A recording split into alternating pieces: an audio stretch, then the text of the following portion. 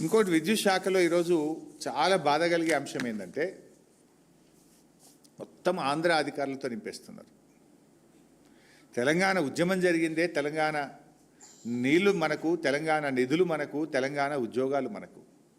కేసీఆర్ గారు కష్టపడి 95% local reservation ఉద్యోగాల్లో సాధించింది కేసీఆర్ గారు.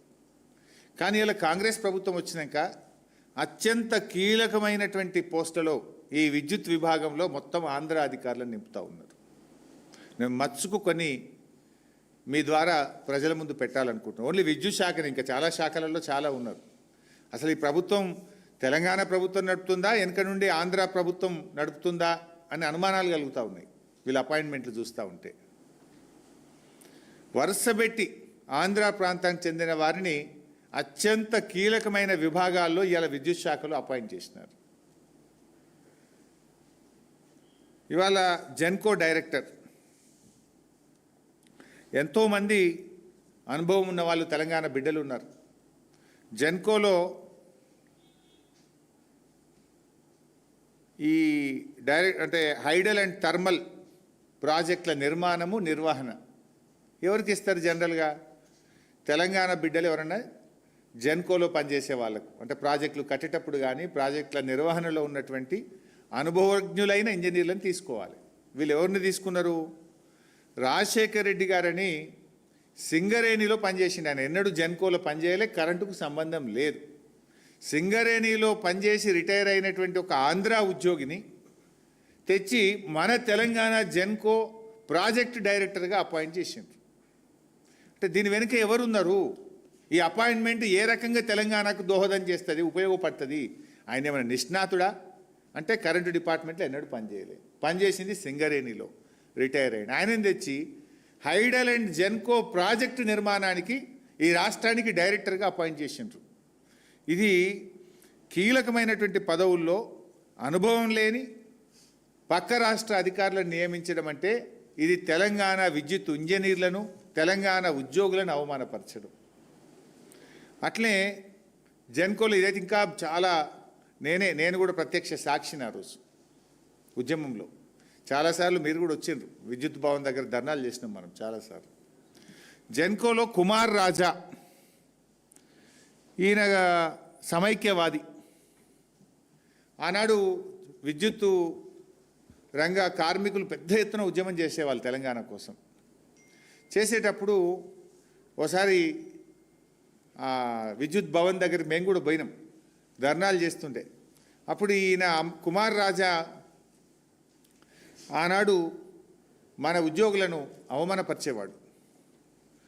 ఆనాడు మన ఉద్యోగులను హెకిల్ చేసినాడు.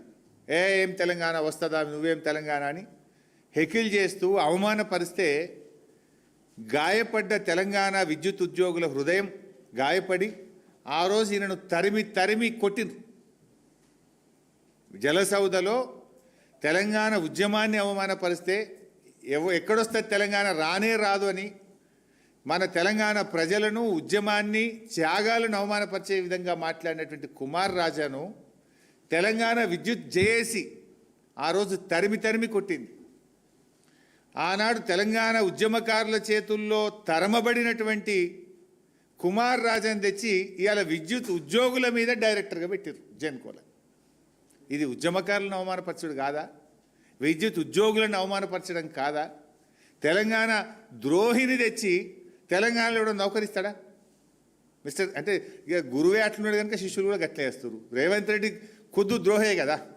రైఫిల్ రెడ్డి తుపాకీ పట్టుకొని బయలుదేరినాడు తెలంగాణ ఉద్యమకారుల మీద.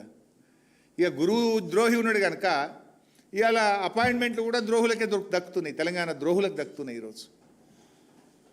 నేను అడుగుతున్న రేవంత్ రెడ్డి, ఇది ప్రజాపాలన, తెలంగాణ ద్రోహుల పాలన? ఇది ఏం పాలన ఇది? అట్లా ఇంకొక ఆయన శివాజీ, ఈయన మధ్యప్రదేశ్లో మైనింగ్ ఇంజనీర్గా పనిచేసింది. ఈయన మధ్యప్రదేశ్లో ఆంధ్ర ప్రాంత ఉద్యోగి.